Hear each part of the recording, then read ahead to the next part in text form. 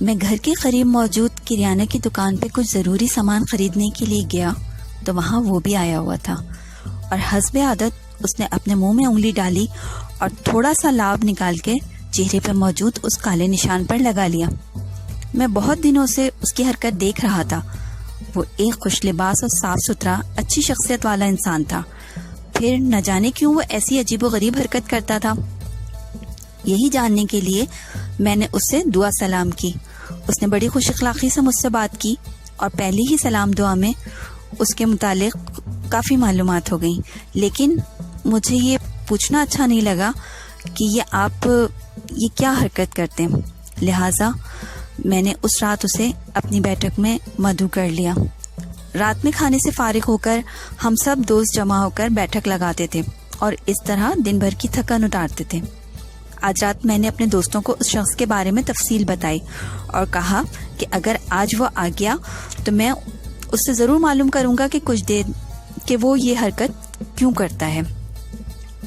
کچھ ہی دیر میں نے دیکھا کہ وہ شخص بھی چلا آ رہا ہے۔ وہ آ کر ہم سب کے ساتھ بیٹھا خوش مزاجی سے باتیں کرنے لگا۔ وہ ایک 60-62 سال کا اچھے اخلاق کا قابل انسان تھا، لیکن ہر تھوڑی دیر بعد وہ وہی حرکت کرتا تھا کہ منہ میں انگلی ڈالتا اور اپنے چہرے پر موجود اس کالے نشان پر لگا لیتا۔ اب مجھ سے برداشت نہ ہوا۔ میں نے دریافت کر ہی لیا کہ یہ کیا معاملہ ہے اور وہ ایسی حرکت کیوں کرتا ہے۔ وہ میرے سوال پر مسکرایا اور بولا، چلے میں آج آپ کو اپنی کہانی سناتا ہوں۔ پھر جو کچھ اس نے کہانی سنائی وہ میں آپ کو اسی کی زبانی سناتا ہوں۔ یہ آج سے کوئی 25-30 سال پہلے کا واقعہ ہے۔ میں جانور پالتا تھا اور ان کی خرید و فروخت کا کام بھی کیا کرتا تھا، لیکن کچھ جانور ایسے تھے جو میں نے صرف اپنے لیے پال رکھے تھے اور ان کو بہت محبت سے پالا تھا۔ ان کو بیچنے کا میرا کوئی ارادہ نہیں تھا۔ ان جانوروں میں بلی، گائے، خرگوش، گھوڑا اور ایک اونٹ شامل تھا۔ میں گھوڑے اور اونٹ کی سواری میں بڑا ماہر تھا۔ وہ اونٹ اور گھوڑا مجھ سے بہت مانوس تھے۔ ایک بار میرے دوستوں نے بتایا کہ ایک عجیب اور انوکھا پروگرام بنایا گیا ہے۔ ہم لوگ ایک صحرائی علاقے میں اونٹوں کی ریس کروانا چاہتے ہیں۔ گھوڑے کی دوڑ کے مقابلے تو ہم نے بہت کیے ہیں، مگر یہ اونٹوں کی دوڑ ہوگی اور ہم اپنے اپنے اونٹوں پر سوار ہو کر ہی صحرا کا رخ کریں گے۔ شہر سے دور جا کے ہم اپنے اونٹوں سے اتر جائیں گے اور کچھ دیر سستا لیں گے اور اونٹوں کو بھی سستانے دیں گے۔ اس کے بعد ان اونٹوں کی ریس کروائی جائے گی۔ میں نے اپنے اونٹ کو بہت محبت سے پالا تھا، لہٰذا پہلے تو میں راضی نہ ہوا، مگر جب سب نے بہت اصرار کیا تو میں بھی راضی ہو گیا اور اس طرح چھٹی والے دن ریس طے پائی۔ چھٹی والے دن ہم لوگ سب الگ صبح ہی اپنے اونٹوں کو کھلا پلا کر روانہ ہوئے۔ ہم سب اپنے اپنے اونٹوں پر سوار تھے۔ کافی مسافت طے کر کے شہر سے دور ایک صحرائی علاقے میں آ گئے۔ یہاں آ کر ہم نے اونٹوں کو آزاد اور کھلا چھوڑ دیا تاکہ وہ آرام کریں اور خود خیمے میں کھانے پینے میں مصروف ہو گئے۔ گھنٹے بھر کے بعد فارغ ہو کر ہم نے اپنے اونٹوں کو ریس کے لیے تیار کیا اور تمام اونٹوں کو بھگانا شروع کر دیا۔ دوسرے ساتھیوں کے اونٹ بھاگنے کے شاید عادی تھے، وہ بھاگ کھڑے ہوئے۔ میرا اونٹ تو کسی بھی ریس کا عادی نہیں تھا۔ جب وہ بوکھلا کر تیز بھاگا تو کچھ دور جا کر لڑکھڑا کر زور سے گر پڑا۔ میں جلدی سے اونٹ کے پاس پہنچا تو میں نے کیا دیکھا کہ اس کی اگلی ٹانگ ٹوٹ چکی ہے۔ وہ تکلیف سے تڑپ رہا تھا۔ ہم چھوٹی موٹی دوائیاں لے کر اور مرہم پٹی لے کر گئے تھے، مگر وہ اس کے لیے کافی نہیں تھی۔ جو کچھ دوائیاں اور جو کچھ مرہم پٹیاں میرے پاس تھی میں نے اس اونٹ کے پیر پر لگا دی، مگر اس سے ٹوٹی ہوئی ٹانگ جڑ تو نہ سکتی تھی۔ وہ اونٹ تکلیف سے تڑپ رہا تھا۔ میں نے تمام دوستوں سے واپس آ کر شہر کی طرف روانہ ہونے کو کہا تاکہ شہر سے کوئی سواری لا سکوں اور اس اونٹ کا علاج کروا سکوں۔ تمام دوست راضی ہو گئے اور اپنے اپنے اونٹوں پر ہی سوار ہو کر واپسی کے لیے چل پڑے۔ میں بھی ایک دوست کے اونٹ پر سوار ہو کر چلنے لگا تو میرے اونٹ نے زور زور سے آوازیں لگانی شروع کی۔ وہ مجھے بلا رہا تھا، مگر میں مجبور تھا۔ اتنا بھاری بھرکم اونٹ اٹھا کر کیسے لے جا سکتا تھا، اور چلنے کے لائق تو وہ اونٹ تھا ہی نہیں۔ لہٰذا دل پر پتھر رکھا اور آگے بڑھا۔ وہ اونٹ زور زور سے چیختا رہا، لیکن میں کیا کر سکتا تھا۔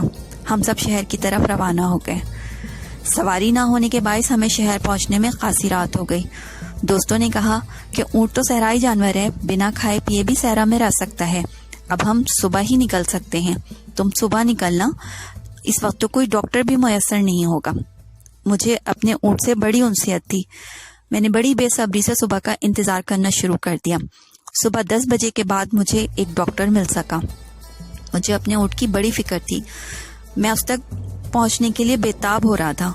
میں نے اس ڈاکٹر کو لیا اور اپنی گاڑی میں سوار ہو کر صحرا کی جانب چل پڑا۔ اپنے اونٹ کے خیالات میں ڈوبا ہوا میں بہت تیز رفتاری سے ڈرائیو کر رہا تھا، اتنی تیز رفتاری سے ڈرائیو کر رہا تھا کہ سامنے آنے والا ایک تیز رفتار ٹرالر مجھے نظر نہ آ سکا اور میری گاڑی اس ٹرالر سے جا ٹکرائی۔ پھر مجھے کچھ ہوش نہیں رہا۔ جب ہوش آیا تو میں پٹیوں میں جکڑا ہوا تھا اور کسی اسپتال کے اسپیشل یونٹ میں پڑا ہوا تھا۔ مجھے ٹھیک ہونے میں تقریباً 10 سے 15 دن لگ گئے۔ بارہا مجھے اپنے اونٹ کا خیال آتا رہا، مگر میں مجبور تھا، میں کیسے جاتا۔ صحت یاب ہونے کے بعد میں نے دوستوں سے ساتھ چلنے کو کہا اور اپنے اونٹ کی خیریت پتہ کرنے کے لیے کہا، مگر کوئی بھی راضی نہ ہوا۔ سب نے کہا اب تک تو وہ اونٹ مر چکا ہوگا، مگر میرا دل نہ مانا، لہٰذا میں اپنے اونٹ کا پتہ کرنے کے لیے اکیلا ہی چل پڑا۔ صحرا میں اس جگہ پہنچا تو وہاں اونٹ موجود نہیں تھا۔ میں نے گاڑی وہیں کھڑی کر دی کیونکہ یہ بہت اونچے نیچے راستوں والی جگہ تھی، یہاں ڈرائیو کرنا بہت مشکل ہو رہا تھا۔ میں پیدل ہی آگے بڑھا کہ شاید مجھے کہیں اپنا اونٹ نظر آ جائے۔ اسی تجسس میں آگے بڑھنے لگا۔ بڑھتا بڑھتا کافی دور نکل آیا۔ مجھے بہت دور کوئی جانور حرکت کرتا محسوس ہوا۔ میرے دل میں امید جاگی، میں فوراً اسی سمت بھاگا۔ آگے جا کر کیا دیکھتا ہوں کہ میرا اونٹ بالکل صحیح سلامت کھڑا ہے۔ میری تو خوشی کی انتہا ہی نہیں رہی۔ میں فوراً اونٹ کی طرف بھاگا۔ جب قریب پہنچا تو اچانک ٹھٹک کر رہ گیا۔ میرا اونٹ بہت خونخوار نظروں سے مجھے گھور رہا تھا۔ اس کی یہ خونخوار نظریں میرے وجود میں اترتی ہوئی محسوس ہوئی اور میرے وجود میں ایک سنسنی سی اتر گئی۔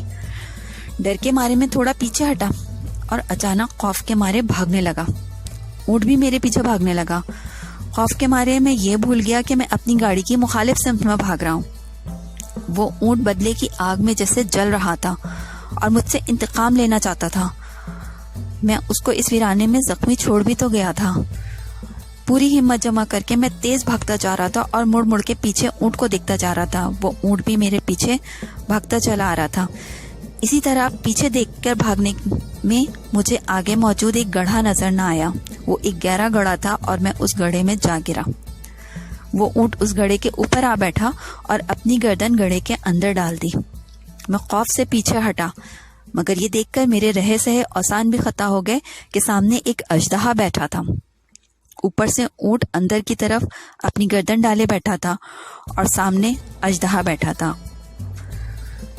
اوپر نکل نہیں سکتا تھا کہ اونٹ ہے، اور اندر رہتا تو اژدہا ڈس لیتا۔ میں نیم مردہ حالت میں ہو گیا اور مجھے اپنی موت یقینی نظر آئی۔ اچانک اژدہا تیزی سے رینگا اور اس نے جمپ لگائی اور گڑھے کے اوپر اندر لٹکی ہوئی اونٹ کی گردن کو کھا گیا۔ میں خوف کے عالم میں آنکھیں پھاڑے ششدر کھڑا تھا۔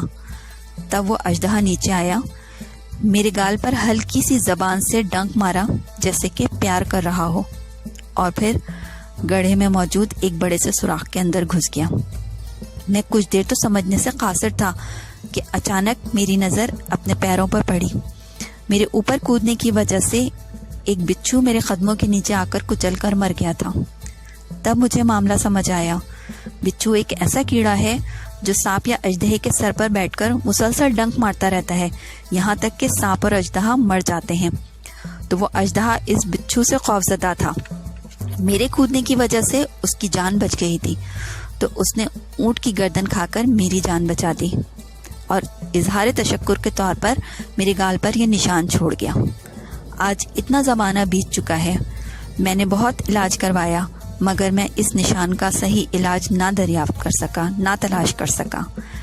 اگر اس کالے نشان میں تکلیف اٹھتی ہے تو مجھے کسی دوا سے آرام نہیں آتا، بلکہ اس میں آرام مجھے اپنے ہی لعاب سے آتا ہے۔ اس لیے جب اس میں جلن ہوتی ہے تو میں اپنے منہ میں انگلی ڈالتا ہوں اور لعاب اس پر لگا لیتا ہوں اور اس طرح تکلیف سے نجات پا لیتا ہوں۔